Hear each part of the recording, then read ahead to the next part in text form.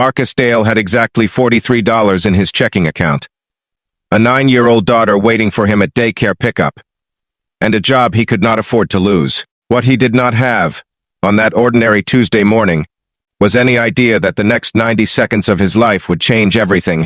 He worked as a facilities technician on the 14th floor of Hartwell Financial, a job that paid the bills but never quite enough. He kept his head down, did his work, and stayed invisible, the way men in his position learned to.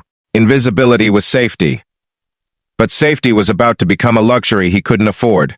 That morning, as Marcus wheeled his cart of supplies past the glass-walled lobby, he saw a young woman standing frozen near the reception desk. She was maybe 25, dressed simply, holding a folder against her chest like a shield. Standing over her was Richard Voss, a senior director known throughout the building for his temper and his contempt for anyone he considered beneath him.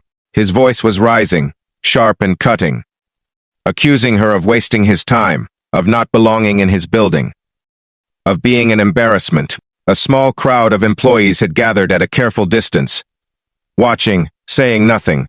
Nobody moved. Nobody spoke.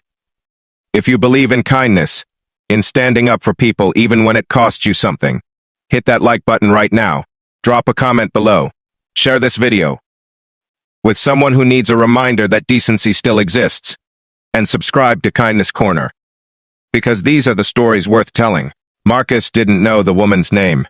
He didn't know why Voss was screaming at her, or what she had supposedly done wrong. All he knew was that a man twice her size in every way that mattered, position, power, volume, was tearing her apart in front of an audience. And she had no one beside her. Something in Marcus refused to let that stand. He set down his cart, walked forward, and stepped between them. He didn't raise his voice. He didn't threaten.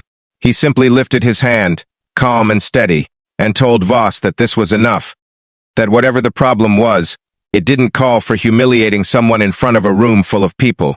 For a moment the lobby went completely silent. Voss turned his fury on Marcus instead, demanding to know who he thought he was, a maintenance worker, to interrupt him. Marcus held his ground. He said simply that everyone deserved to be spoken to with respect, regardless of title, and that he wasn't going to stand by and watch it happen. It was the kind of moment that feels righteous when you're in it, and reckless the second it's over. Marcus knew, even as the words left his mouth, that Voss had the ear of upper management, and that he himself had nothing but a badge and a paycheck that arrived every other Friday. He knew what defending a stranger might cost him.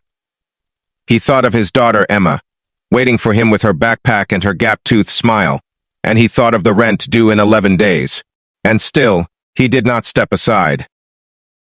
By the end of the day, Marcus had been called into his supervisor's office. Voss had filed a complaint, framing Marcus as insubordinate, as a disruption, as someone who didn't understand his place. There was talk of a formal write-up.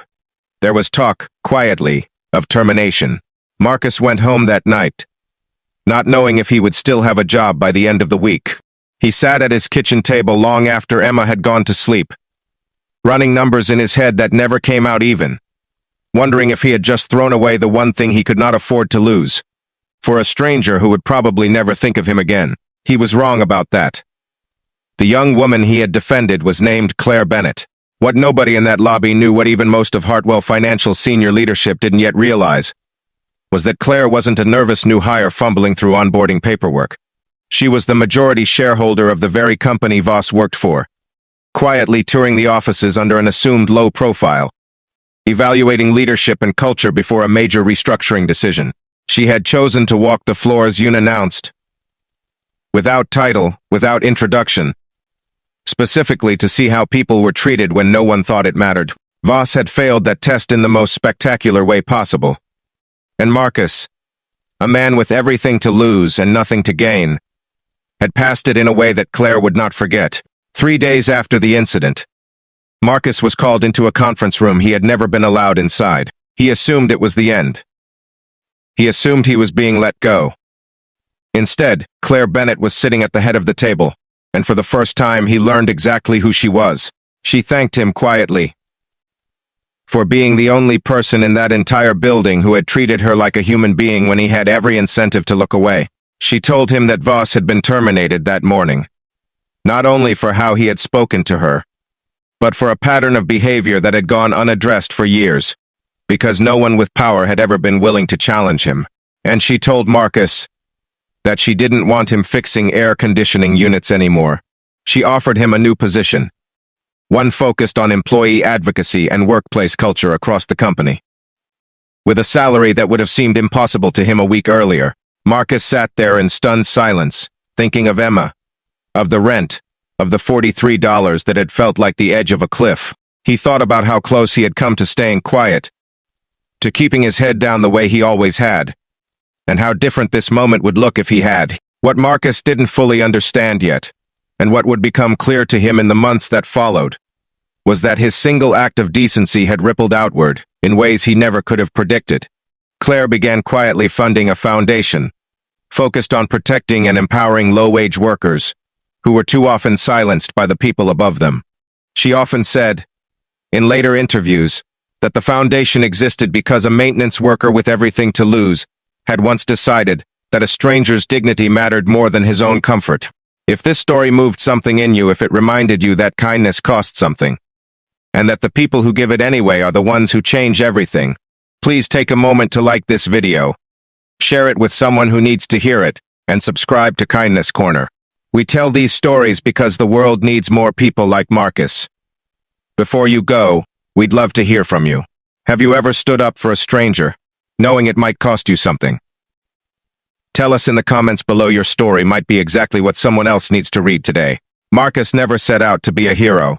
He simply couldn't watch someone be humiliated and do nothing. And in the end, it wasn't his silence that changed his life. It was the moment he refused to stay silent at all. The end.